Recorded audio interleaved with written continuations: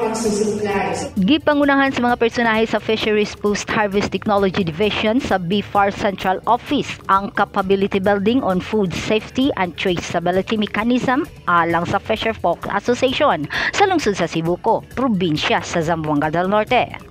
Ang BFAR ay nagbibigay ng training patungkol sa capability building on food safety standards and traceability mechanism to supply ng raw materials. Tuyo sa nasangpit nga pagbansay-bansay mao ang pagtudlo sa atong mga higalang mananagat unsa ka importante ang kalimpyo ug kahapsay panahon sa pagpangisda.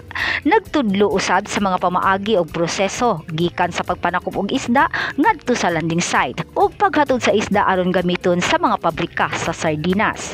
So pagtuturo po nila ng food safety standard, may tuturo mula po sa nandun sila sa laot hanggang nandun pa i-deliver na po ng isda dito sa mga cannery o sa market. At makikita rin po ang kahalagahan nito yung maging compliant po tayo at least 80% sa hygiene and sanitation upang sa ganun makasiguro tayo ang isdang ating kakainin ay malinis, malusog, hindi pagulo.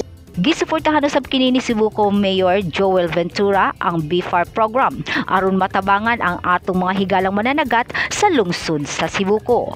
Grace Alconaba, Newsline Philippines, Zamboanga del Norte. Stay safe!